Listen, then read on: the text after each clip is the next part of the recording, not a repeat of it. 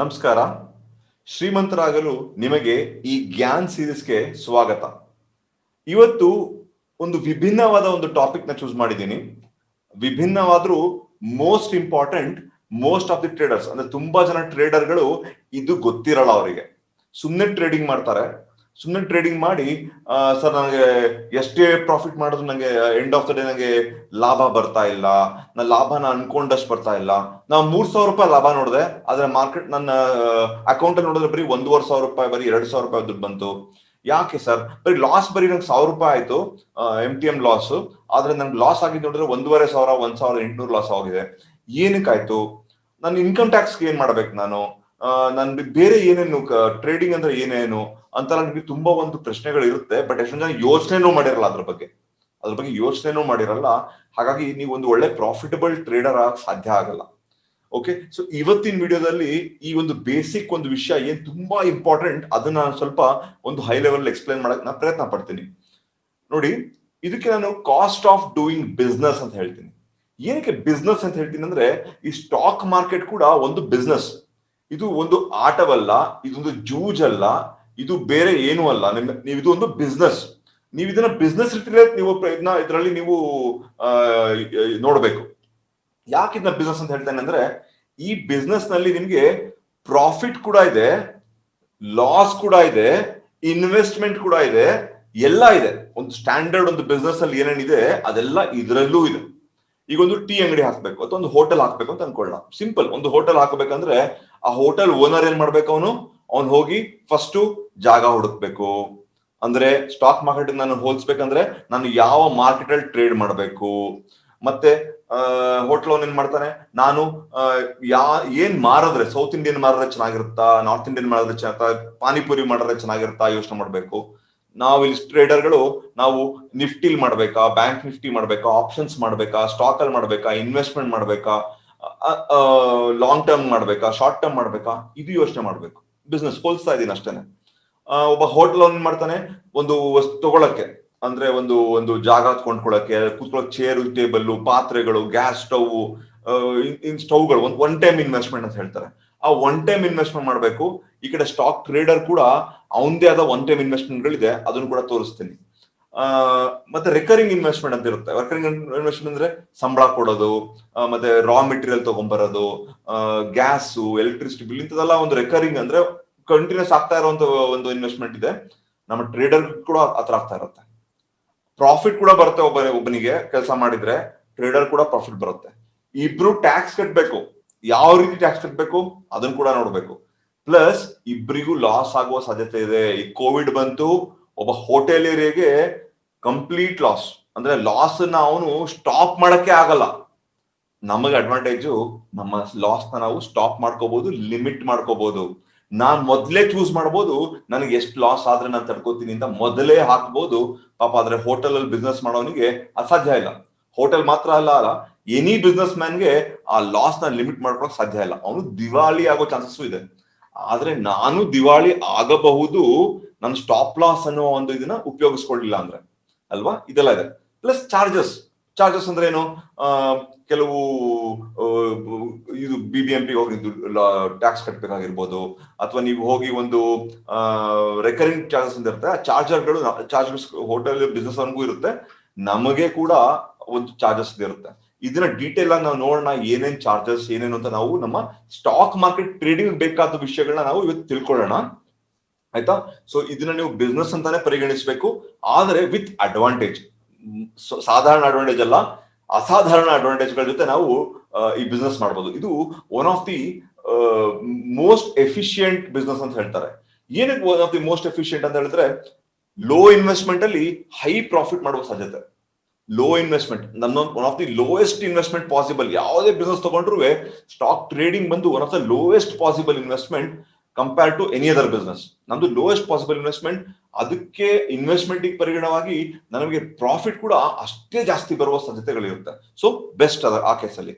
Loss ನ ಆಗ್ಲೇ ಹೇಳಿದೆ, ಬೇರೆಯವರು ಲಾಸ್ ತಡ್ಕೊಳಕ್ಕೆ ಆಗಲ್ಲ. ಎಷ್ಟು ಬೇಕಾದ್ರೂ ಅನ್ಲಿಮಿಟೆಡ್ ಲಾಸ್ ಆಗ್ಬೋದು ಅವರು, ಬಟ್ ನಮಗೆ ಲಿಮಿಟೆಡ್ ಲಾಸ್ ಆಗುವ ಸಾಧ್ಯತೆ ಇರುತ್ತೆ.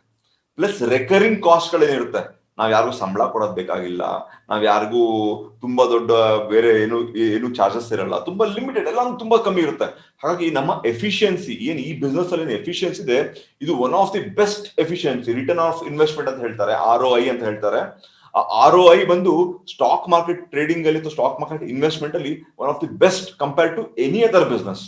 ಓಕೆ, ಸೊ ಹಾಗಾಗಿ ನಾವು ಒಂದು ತುಂಬಾ ಒಳ್ಳೆಯ ಫೀಲ್ಡ್ ಅಲ್ಲಿ ಇದ್ದೀವಿ. ಆದ್ರೆ ಇದಕ್ಕೆ ಆಗುವ ಕಾಸ್ಟ್ ನಮ್ಗೆ ಗೊತ್ತಿರಬೇಕು. ಆ ಕಾಸ್ಟ್ ನಾವು ರೆಡಿ ಆಗಿದ್ರೆ ಮಾತ್ರ ಈ ಬಿಸ್ನೆಸ್ ಮಾಡಬೇಕು. ಈ ಕಾಸ್ಟ್ಗೆ ನಾನು ರೆಡಿ ಇಲ್ಲ ಅಂದ್ರೆ ಈ ಬಿಸ್ನೆಸ್ ನ ಬಿಟ್ಟು ಬೇರೆ ಕಡೆ ಹೋಗ್ಬೇಕು.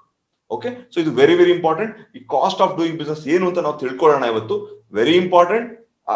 ಅಟ್ ದ ಸೇಮ್ ಟೈಮ್ ತುಂಬಾ ಈಸಿಯಾಗಿ ನಾನು ನಿಮ್ಗೆ ಇವತ್ತು ಹೇಳ್ಕೊಡಕ್ಕೆ ಪ್ರಯತ್ನ ಪಡ್ತೀನಿ.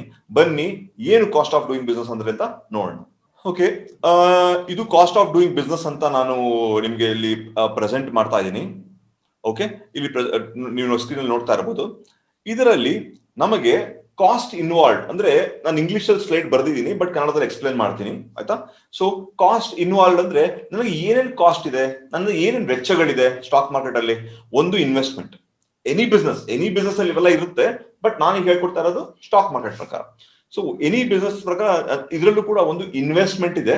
ಆ ಇನ್ವೆಸ್ಟ್ಮೆಂಟ್ ಗಳು ಏನು ಅಂತ ನೋಡೋಣ. ಪ್ಲಸ್ ಟ್ಯಾಕ್ಸಸ್ ಇದೆ, ಇನ್ಕಮ್ ಟ್ಯಾಕ್ಸ್ ಆಗ್ಲಿ, ಬೇರೆ ಟ್ಯಾಕ್ಸ್ ಗಳಿದೆ. ಆ ಏನೇನ್ ಟ್ಯಾಕ್ಸ್ ಗಳು, ಅದಕ್ಕೆ ನೀವು ರೆಡಿ ಇದ್ದೀರಾ, ನೀವು ಅದು ಕಾಂಪ್ಲೇಂಟ್ ಆಗಿದ್ದೀರಾ, ಅದನ್ನ ನೋಡೋಣ. ಕೆಲವು ಚಾರ್ಜಸ್ ಕೂಡ ಇದೆ, ಲೈಕ್ ಬ್ರೋಕರೇಜ್, ಅದೆಲ್ಲ ಕೆಲವು ಚಾರ್ಜಸ್ ಗಳಿದೆ, ಅದನ್ನು ನೋಡೋಣ. ಪ್ಲಸ್ ಸ್ಟಾಪ್ ಲಾಸ್, ಇದ್ರ ಬಗ್ಗೆ ನಾನು ಲಾಸ್ಟ್ ಅಲ್ಲಿ ಮಾತಾಡ್ತೀನಿ ತುಂಬಾ ಇಂಪಾರ್ಟೆಂಟ್ ಆಗಿ. ಸೊ ಇದು ನನ್ನ ಕಾಸ್ಟ್ ಆಫ್ ಡೂಯಿಂಗ್ ಬಿಸ್ನೆಸ್, ಅಂದ್ರೆ ನನ್ನ ಕಾಸ್ಟ್ ಗಳು ಏನೇನು ಅಂತ ಇಲ್ಲಿ ನಾನು ತೋರಿಸ್ತಾ ಇದ್ದೀನಿ. ನೋಡಿ, ಫಸ್ಟ್ ಹೋಗೋಣ. ಇನ್ವೆಸ್ಟ್ಮೆಂಟ್. ಇನ್ವೆಸ್ಟ್ಮೆಂಟ್ ಎರಡು ತರ. ಒಂದು ಒನ್ ಟೈಮ್ ಅಂದ್ರೆ ಒಂದ್ಸರಿ ಹಾಕ್ಬಿಡೋದು, ಒಂದ್ಸರಿ ಹಾಕ್ಬಿಟ್ರೆ ಮುಗೀತು. ಇನ್ನೊಂದು ರೆಕರಿಂಗ್ ಅಂದ್ರೆ ಪ್ರತಿ ತಿಂಗಳು ಅಥವಾ ಪ್ರತಿ ಒಂದು ಪೀರಿಯಾಡಿಕಲಿ ಒಂದು ಸಂದರ್ಭದಲ್ಲಿ ಕೊಡ್ತಾನೆ ಇರ್ಬೇಕು ರೆಗ್ಯುಲರ್ ಆಗಿ. ಇದು ನಿಮ್ಮ ಇನ್ವೆಸ್ಟ್ಮೆಂಟ್. ಏನು ಅಂತದ್ದು ಒನ್ ಟೈಮ್ ಇನ್ವೆಸ್ಟ್ಮೆಂಟ್ ಏನು? ನಿಮ್ ಕಂಪ್ಯೂಟರ್ ತಗೋಬೇಕು, ಅಥವಾ ಒಂದು ಮೊಬೈಲ್ ಫೋನ್ ಕಣ್ಣು ತುಂಬಾ ಚೆನ್ನಾಗಿದೆ, ನಾನು ನೋಡ್ಕೋತೀನಿ ಅದರಲ್ಲಿ ಮೊಬೈಲ್ ಫೋನ್ ಇನ್ವೆಸ್ಟ್ಮೆಂಟ್ ಮಾಡಬೇಕು. ಕಂಪ್ಯೂಟರ್ ಒನ್ ಟೈಮ್ ಇನ್ವೆಸ್ಟ್ಮೆಂಟ್ ಮಾಡಿ ನೀವು ಹಾಕ್ಬೇಕು. ಅಥವಾ ಟ್ರೇಡಿಂಗ್ ಕನ್ಸೋಲ್ ಅಂತ ಹೇಳ್ತಾರೆ, ಅಂದ್ರೆ ಒಂದು 4-5 ಮಾನಿಟರ್, ನಂತರ ಒಂದು 3-4 ಮಾನಿಟರ್, 4-5 ಮಾನಿಟರ್ ಇಟ್ಕೊಂಡಿರ್ತೀನಿ ನಾನು. ನನ್ನ ಟೋಟಲ್ 1, 2, 3, 4, 5 ಮಾನಿಟರ್ ಇದೆ ನನ್ನ. ಸೊ ನೀವು ನನ್ನ ಲೆವೆಲ್ ಬಂದ ಮೇಲೆ, ಅಥವಾ ನನಗಿಂತ ಇನ್ನು ಮುಂದೆನೂ ಹೋಗ್ಬೋದು, ಅವಾಗ ಇನ್ನೂ ಜಾಸ್ತಿ ಒಂದು ಕನ್ಸೋಲ್ ನೋಡಿರ್ಬೋದು ಯೂಟ್ಯೂಬ್ ಅಲ್ಲಿ, ಎಷ್ಟೊಂದು ಜನ ಒಂದು 20-30 ಮಾನಿಟರ್ ಹಾಕೊಂಡಿರ್ತಾರೆ ಅವರೆಲ್ಲ. ಅದ್ ಬೇಕಾದ್ರೆ ಸೂಪರ್ ಕಂಪ್ಯೂಟರ್ ತಗೋಬಹುದು ನೀವು, ಮುಂದೆ ಹೋಗ್ತಾ ಅದಕ್ಕೆ ಇನ್ವೆಸ್ಟ್ಮೆಂಟ್ ಮಾಡ್ಬೋದು ನೀವು. ಬಟ್ ನಿಮ್ಗೊಂದು ಟ್ರೇಡಿಂಗ್ ಕನ್ಸೋಲ್ ಬೇಕಾ, ಒಂದು ಕಂಪ್ಯೂಟರ್ ಸಾಕಾ, ಒಂದು ಮೊಬೈಲ್ ಬೇಕಾ ಅನ್ನೋದು ಒಂದು ಒನ್ ಟೈಮ್ ಇನ್ವೆಸ್ಟ್ಮೆಂಟ್. ಅದಕ್ಕೆ ಕೂಡ ನೀವು ನೋಡಿ, ಇದೆಲ್ಲ ಇನ್ವೆಸ್ಟ್ ಮಾಡಬೇಕು, ಇದ್ರಲ್ಲಿ ಕಂಜೂಸಿ ಮಾಡಬಾರ್ದು ನೀವು. ನಾವು ಆಗ್ಲೇ ಹೇಳ್ದಂಗೆ ಇದೊಂದು ತುಂಬಾ profitable business, ROI best investment. ಅಂದ್ರೆ ನಿಮಗೆ ಬೇಸಿಕ್ ಏನ್ ಬೇಕಾದ್ರೆ ಹಾಕೊಳ್ಳೇಬೇಕು. ನಾವು ಒಂದೇ ಮಾನಿಟರ್ ಮಾಡ್ಬೋದಾ? ಖಂಡಿತ ಒಂದ್ ಮಾನಿಟರ್ ಮಾಡ್ಬೋದು. ನಾ ಯಾಕೆ 5 ಮಾನಿಟರ್ ಇಟ್ಕೊಂಡಿದ್ದೀನಿ? ನನಗೆ ಬೇಕಷ್ಟು, ನನ್ನೆಲ್ಲ ಟ್ರೇಡ್ ಮಾಡಕ್ಕೆ, ನಂಗೆ ಒಂದು ಒಳ್ಳೆ ಟ್ರೇಡ್ ತಗೊಳಕ್ ಬೇಕು, ಯಾಕಂದ್ರೆ ಅಷ್ಟೇ ನಾನು ಅರ್ನ್ ಮಾಡ್ತಾ ಇರ್ಬೋದು ಅಲ್ವಾ? ಸೊ ಇದಕ್ಕೊಂದು ಇನ್ವೆಸ್ಟ್ಮೆಂಟ್ ಮಾಡಬೇಕು, ಇದ್ರಲ್ಲಿ ಕಂಜೂಸಿ ಮಾಡಬಾರ್ದು ನೀವು. ಓಕೆ, ಒಂದು ಒಳ್ಳೆ ಮಾನಿಟರ್, ಸ್ವಲ್ಪ ದೊಡ್ಡದಾಗಿರೋ ಒಂದು ಮಾನಿಟರ್, ಒಂದು ಕಂಪ್ಯೂಟರ್ ಇಟ್ಕೊಂಡ್ರೆ ಅದು ಒಳ್ಳೇದು. Okay, next account opening charges. ಅಂದ್ರೆ ನೀವು ಬ್ಯಾಂಕ್ ಅಕೌಂಟ್ ಓಪನ್ ಮಾಡಬೇಕು, ಡಿಮ್ಯಾಟ್ ಅಕೌಂಟ್ ಓಪನ್ ಮಾಡಬೇಕು, ಅದಕ್ಕೆ ಯಾವ್ದು ಚಾರ್ಜಸ್ ತಗೋತಾರೆ. ಇದು ಒನ್ ಟೈಮ್ ಕೊಡ್ಬೇಕಾಗತ್ತೆ. ನೀವೇನಾದ್ರು ಸ್ಯಾಸ್ ಆನ್ಲೈನ್ ಅಲ್ಲಿ ಮಾಡೋದಾದ್ರೆ, ಅಡ್ವರ್ಟೈಸ್ಮೆಂಟ್ ಮಾಡ್ತಾ ಇಲ್ಲ, ಆಯ್ತಾ? ಆದ್ರೆ ಒಂದು ನಿಮ್ಗೆ ಅಡ್ವಾಂಟೇಜ್ ಆಗ್ಲಿ ಅಂತ ಹೇಳ್ತಾ ಇದ್ದೀನಿ. ನಾನು ಸ್ಯಾಸ್ ಆನ್ಲೈನ್ ಜೊತೆ ನಾನು ಒಂದು ಚಾನಲ್ ಪಾರ್ಟ್ನರ್ ಕೂಡ. ಇದರಿಂದ ಅಡ್ವಾಂಟೇಜ್ ಏನಂದ್ರೆ, ನಿಮಗೆ ನೀವು ಏನು ಬ್ರೋಕರೇಜ್ ಇಲ್ಲ ಇದರಲ್ಲಿ, ಆಯ್ತಾ? ಇದ್ರಲ್ಲಿ ಬ್ರೋಕರೇಜ್ ತುಂಬಾ ಕಮ್ಮಿ. ಅದೇನು ಅಂತ ಹೇಳ್ತೀನಿ 2 ನಿಮಿಷದಲ್ಲಿ. ಆದ್ರೆ ನೀವ್ ಏನ್ ಬ್ರೋಕರೇಜ್ ಕೊಡ್ತೀರಾ ಅದರಲ್ಲಿ 50%, 25 to 50% ಚಾರ್ಜ್ ನನಗೆ ಕೊಡ್ತಾರೆ. ಇದು ಅಡ್ವಾಂಟೇಜ್. ಅದಕ್ಕೆ ನಾನು ಅವ್ರ ಹೆಸರು ಹೇಳ್ತಿರ್ತೀನಿ. ಸೊ ನಾನು ಅವ್ರ ಅಡ್ವರ್ಟೈಸ್ಮೆಂಟ್ ಮಾಡ್ತಾ ಇಲ್ಲ, ಬಟ್ ನೀವು ಅದ್ರಲ್ಲಿ ಮಾಡಿದ್ರೆ ನನಗೆ ಅಡ್ವಾಂಟೇಜ್ ಏನು? ನೀವು ಕಟ್ಟೋ ಬ್ರೋಕರೇಜ್ ಅಲ್ಲಿ 50% ನನಗೆ ಕೊಡ್ತಾರೆ ಅವರು. ಓಕೆ, ದುಡ್ಡು ಕೊಡ್ತಾರೆ ನನಗೆ. 25 to 50% ಕೊಡ್ತಾರೆ ಅಪ್ರಾಕ್ಸಿಮೇಟ್ಲಿ. ಅದು ನನ್ಗೆ ಬರೋ ದುಡ್ಡು. ಓಕೆ, ನಿಮಗೇನ್ advantage? One of the lowest brokerage. ಬರೀ ಬ್ರೋಕರೇಜ್ ಬಗ್ಗೆ ಲಾಸ್ಟ್ ಅಲ್ಲಿ ಹೇಳ್ತೀನಿ ನಾನು, ಚಾರ್ಜಸ್ ಅಲ್ಲಿ. ಮತ್ತೆ ಅಕೌಂಟ್ ಓಪನಿಂಗ್ ಫೀಸ್ ಕೂಡ ಫ್ರೀ ಇರುತ್ತೆ. ನೀವು ನನ್ನ ನನ್ನ ಯೂಟ್ಯೂಬ್ ಚಾನಲ್ ಲಿಂಕ್ ಹಾಕಿರ್ತೀನಲ್ಲ, ಅದರಲ್ಲಿ ಆ ಕೋಡ್ PK472 ಅಂತ ಯೂಸ್ ಮಾಡಿದ್ರೆ ನಿಮಗೆ ಅಕೌಂಟ್ ಓಪನಿಂಗ್ ಚಾರ್ಜಸ್ ಫ್ರೀ ಇರುತ್ತೆ. ಪ್ಲಸ್ ಬ್ರೋಕರೇಜ್ ಅಲ್ಲಿ ತುಂಬಾ ಕಮ್ಮಿ ಚಾರ್ಜಸ್ ಇರುತ್ತೆ. ಅದು ನಿಮಗಾಗೋ ಅಡ್ವಾಂಟೇಜ್. ನನಗೆ ನೀವೇನ್ ಕಟ್ತೀರೋ ಅದ್ರಲ್ಲಿ 50%, 25 to 50% ನನಗೆ ಅವರು ದುಡ್ಡು ಕೊಡ್ತಾರೆ. ಅದು ನನ್ಗೆ ಬರುತ್ತೆ ದುಡ್ಡು. ಓಕೆ, ಸೊ ಇದು ಅಕೌಂಟ್ ಓಪನಿಂಗ್ ಚಾರ್ಜಸ್ ಆಯ್ತು. ಬ್ಯಾಂಕ್ ಓಪನಿಂಗ್ ದುಡ್ಡು ಕೊಡ್ಲೇಬೇಕಾಗತ್ತೆ ಅಷ್ಟೆಲ್ಲ. ಮತ್ತೆ ಕ್ಯಾಪಿಟಲ್ ಅಂದ್ರೆ ನೀವು ಇನಿಷಿಯಲ್ ದುಡ್ಡು ಕೊಡ್ಬೇಕಲ್ವಾ? ಈಗ ಒಂದು ಟ್ರೇಡಿಂಗ್ ಮಾಡ್ಬೇಕಾದ್ರಾಗ್ಲಿ, ಎಲ್ಲಾದ್ರೂ ಆಗ್ಲಿ, ಇನಿಷಿಯಲ್ ದುಡ್ಡು ನಾವು 5,000 ಸ್ಟಾರ್ಟ್ ಮಾಡ್ಬೋದು ನೀವು, ಅಥವಾ 10,000 ಸ್ಟಾರ್ಟ್ ಮಾಡ್ಕೋಬಹುದು, ಅಥವಾ 1 ಲಕ್ಷ ಇನ್ವೆಸ್ಟರ್ ಆದ್ರೆ ಪ್ರತಿ ತಿಂಗಳು ನೀವು ದುಡ್ಡು ಕಟ್ತಾ ಇರ್ಬೋದು. ಸೊ ಇದೆಲ್ಲಾನು ಕ್ಯಾಪಿಟಲ್ ಅಂತ ಹೇಳ್ತಾರೆ. ಅದು ಇನಿಷಿಯಲ್ ದುಡ್ಡು ನೀವು ಅಷ್ಟು ತಗೊಂಡೋಗಿ ಕೊಡ್ಬೇಕಾಗತ್ತೆ. ಅದು ನಿಮ್ಗೆ ಒನ್ ಟೈಮ್ ಚಾರ್ಜಸ್ ಆಯ್ತು. ನೆಕ್ಸ್ಟ್ ರೆಕರಿಂಗ್ ಅಂದ್ರೆ ನಿಮಗೆ ಇಂಟರ್ನೆಟ್ ಇರಬೇಕು. ಇಂಟರ್ನೆಟ್ ಪ್ರತಿ ತಿಂಗಳು ನೀವು ರಿಚಾರ್ಜ್ ಮಾಡಿಸ್ಕೋಬೇಕು, ಅಥವಾ ಮಂತ್ಲಿ ಒಂದು ಹಾಕ್ಸ್ಕೋಬೇಕು. ನೋಡಿ, ಇದೆಲ್ಲಾನು ಕಂಜೂಸಿ ಮಾಡಕ್ ಹೋಗ್ಬಾರ್ದು. ಮೊಬೈಲ್ ಡೇಟಾ ಅಲ್ಲೇ ನಾನು ಹಾಟ್ಸ್ಪಾಟ್ ಹಾಕೊಂಡು ಮಾಡ್ಕೊಂಡ್ಬಿಡ್ತೀನಿ ಅಂತ ಹೇಳಿದ್ರೆ ಮಾಡಬಹುದು. ನೀವು ಒಂದ್ ಒಳ್ಳೆ ಟ್ರೇಡ್ ತಗೊಂಡ್ಬೇಕಾದ್ರೆ ನಿಮ್ಗೆ ಇಂಟರ್ನೆಟ್ ಎಲ್ಲ ಹೊಟ್ಟೋಯ್ತು ಅಂದಾಗ ನಿಮಗೆ ಪ್ರಾಬ್ಲಮ್ ಆಗುತ್ತೆ ಅಲ್ವಾ. ಸೊ ನಾನೇನ್ ಮಾಡ್ತೀನಿ, ಇಂಥ ವಿಷಯದಲ್ಲಿ ನಾನು ತಲೆ ಕೆಡ್ಸ್ಕೊಳಕ್ ಹೋಗಲ್ಲ. ನನ್ನ ಹತ್ರ 2 ಬ್ರಾಡ್ಬ್ಯಾಂಡ್ ಇರುತ್ತೆ, ಮೊಬೈಲ್ ಹಾಟ್ಸ್ಪಾಟ್ ಇದೆ ನಂತರ. ನಾನ್ ಬಂದಾಗ ಒಂದ್ ಸ್ವಲ್ಪ ಇನ್ನೂ ಸ್ವಲ್ಪ ಸೇಫ್ಟಿ ತಗೊಂಡಿರ್ತೀನಿ. ನೀವು ಅಷ್ಟೊಂದು ಮಾಡೋದು ಬೇಕಾಗಿಲ್ಲ. ಅಟ್ಲೀಸ್ಟ್ ಒಂದು ಮಿನಿಮಮ್ ಒಂದು ಬ್ರಾಡ್ಬ್ಯಾಂಡ್ ಹಾಕ್ಸ್ಕೊಂಡ್ರೆ ನಿಮ್ಗೆ ಟ್ರೇಡಿಂಗ್ ಮಾಡಕ್ಕೆ ಒಂದು ಒಳ್ಳೆ ಚೆನ್ನಾಗಿರುತ್ತೆ. ಹಾಟ್ಸ್ಪಾಟ್ ಅಲ್ಲೂ ಮಾಡಬಹುದು, ಬಟ್ ನೀವು ಅದಕ್ಕೆ ರೆಡಿ ಇರ್ಬೇಕು ಅಷ್ಟೇ. ನೆಕ್ಸ್ಟ್ ಎಲೆಕ್ಟ್ರಿಸಿಟಿ, ಕರೆಂಟ್ ಗಿರೆಂಟ್, ಅದಕ್ಕೆ ಬೇಕಾದ UPS ವ್ಯವಸ್ಥೆ ಇದೆಲ್ಲ ನಾವು ಮಾಡ್ಕೊಂಡಿರ್ಬೇಕು. ಇದು ರೆಕರಿಂಗ್ ಚಾರ್ಜ್. ಎಲೆಕ್ಟ್ರಿಸಿಟಿ ಮತ್ತೆ ಪ್ರತಿ ತಿಂಗಳು ನೀವು ಬಿಲ್ ಕಟ್ತಾ ಇರ್ತೀರಾ, ಸೊ ಇದು ರೆಕರಿಂಗ್ ಚಾರ್ಜಸ್ ಇರುತ್ತೆ. ಮತ್ತೆ ಟ್ರೇಡಿಂಗ್ ಸಾಫ್ಟ್ವೇರ್ ಮತ್ತೆ ಡೇಟಾ ನೋಡಿ. ಈ ಟ್ರೇಡಿಂಗ್ ಸಾಫ್ಟ್ವೇರ್ ಅಂದ್ರೆ ಎಲ್ಲ ಕಡೆ ಫ್ರೀ ಸಿಗುತ್ತೆ. ಈಗ tradingview.com ಅಂತಿದೆ, ನಾ ಅದನ್ನ ಯೂಸ್ ಮಾಡ್ತೀನಿ ರೆಗ್ಯುಲರ್ ಆಗಿ. ಪ್ಲಸ್ ಆಮಿ ಬ್ರೋಕರ್ ಅಂತಿದೆ, ನಾನು ಇದು ಯೂಸ್ ಮಾಡ್ತೀನಿ. ಆಮಿ ಬ್ರೋಕರ್ ಬಂದ್ರೆ ಪ್ರತಿ ತಿಂಗಳು ಡೇಟಾ ನಾನೊಂದು 2,500-3,000 ರೂಪಾಯಿ ನಾನು ಕಟ್ತೀನಿ. ಅದೆಲ್ಲ ನಿಮಗೆ ಬೇಕಾಗದೇ ಇರ್ಬೋದು. ನೀವು ಸ್ವಲ್ಪ ಅಡ್ವಾನ್ಸ್ ಆಗ್ತಾ ಅದಕ್ಕೆ ನೀವು ದುಡ್ಡು ಖರ್ಚು ಮಾಡ್ಬೋದು, ಯಾಕಂದ್ರೆ ಅಷ್ಟೇ ಸಂಪಾದನೆ ಮಾಡ್ತಾ ಇರ್ತೀರಾ. ಈಗ ಸದ್ಯಕ್ಕೆ ಒಂದು ಬೇಸಿಕ್ ಟ್ರೇಡಿಂಗ್ ವ್ಯೂ ಸಾಫ್ಟ್ವೇರ್ ಇದೆ, ಅದು ಫ್ರೀ ಇದೆ. ಅದ್ರದ್ದೊಂದು ಒಂದು ಪ್ರೋ ವರ್ಷನ್ ಹೋಗ್ತೀರಾ ಅಂತ ತಿಳ್ಕೊಳ್ಳಿ. ಹೋದ್ರೆ ನಿಮಗೆ ಒಂದು 5-6 ಇದು ಹಾಕ್ಬೋದು, ಸ್ಪ್ಲಿಟ್ ಸ್ಕ್ರೀನ್ ಮಾಡ್ಕೋಬಹುದು. ಅದ್ರದ್ದೇ ಅಡ್ವಾಂಟೇಜ್ ಗಳಿರುತ್ತೆ. ಅದಕ್ಕೆ ವರ್ಷಕ್ಕೆ ಒಂದು 8,000 8 ವರ್ಷ ನನಗೇನು ಲಾಭ ಇಲ್ಲ ಅದರಲ್ಲಿ. ನಿಮ್ಗೆ ಯಾವ್ದು ಇಷ್ಟನೋ ಅದನ್ನ ನೀವು ತಗೊಳ್ಳಿ. ಟ್ರೇಡಿಂಗ್ ವ್ಯೂ ಸಾಫ್ಟ್ವೇರ್ ಎಲ್ಲ ಒಂದು ವರ್ಷಕ್ಕೆ ಒಂದು 8,000 10,000 ಹಿಂಗೆಲ್ಲ ಇರುತ್ತೆ. ಅಷ್ಟು ನೀವು ದುಡ್ಡು ಕೊಟ್ರೆ ಅದ್ರದ್ದೇ ಆದ ಅಡ್ವಾಂಟೇಜ್ಗಳು ಇರುತ್ತೆ. ಸೊ ಇಲ್ಲಾಂದ್ರೆ ಫ್ರೀ ವೇರ್ ಅಲ್ಲೂ ನೀವು ಇದನ್ನ ಮಾಡ್ಬೋದು, ಅದ್ರಲ್ಲಿ ಏನು ತೊಂದರೆ ಆಗಲ್ಲ. ಬೇಸಿಕ್ 1-2 ಇಂಡಿಕೇಟರ್ ಹಾಕೋತೀನಿ ಅಂದ್ರೆ ನೀವು ಫ್ರೀ ವೇರ್ ಅಲ್ಲಿ ಕೂಡ ಇದನ್ನ ಮಾಡ್ಬೋದು. 4ನೇದು ಎಜುಕೇಶನ್ ಅಂಡ್ ಲರ್ನಿಂಗ್ ನೋಡಿ. ಇದು ಕೂಡ ಇಂಪಾರ್ಟೆಂಟ್. ನಾನು ಆಗ್ಲೇ ಹೇಳ್ದಂಗೆ ಇದು ಕೂಡ ನಿಮ್ಮ ರೆಕರಿಂಗ್ ಅಂತ ಹಾಕ್ತೀನಿ, ಒನ್ ಟೈಮ್ ಅಲ್ಲ ಇದು. ನಾನು ಯಾಕೆ ಒನ್ ಟೈಮ್ ಅಲ್ಲಿ ಎಜುಕೇಶನ್ ಹಾಕಿಲ್ಲ ಅಂದ್ರೆ, ನಾನು ಕೂಡ ಈಗ್ಲೂ ಕಲ್ತ್ಕೊಳಕ್ ನಾನು ದುಡ್ಡು ಖರ್ಚು ಮಾಡ್ತಾ ಇರ್ತೀನಿ.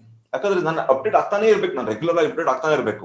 ಯಾವಾಗ ನೀವು ಕಲಿಯೋದ್ ನಿಲ್ಸ್ಕೊಂಡ್ಬಿಡ್ತೀರಾ, ನಂಗೆಲ್ಲ ಗೊತ್ತು ಅಂತ ಅನ್ಕೊಂಡ್ಬಿಡ್ತೀರಾ, ಅವಾಗ ನೀವು ಸ್ಟಾಗ್ನೆಂಟ್ ಆಗೋಗ್ತೀರಾ ಲೈಫಲ್ಲಿ ಅಲ್ವಾ. ಸೊ ಎಜುಕೇಶನ್ ಅಂಡ್ ಲರ್ನಿಂಗ್ ಅಂದ್ರೆ ಕಲ್ತ್ಕೊಳಕ್ ಕೂಡ ನೀವು ರೆಗ್ಯುಲರ್ ಆಗಿ ನೀವು ದುಡ್ಡು ಖರ್ಚು ಮಾಡ್ಬೇಕಾಗತ್ತೆ.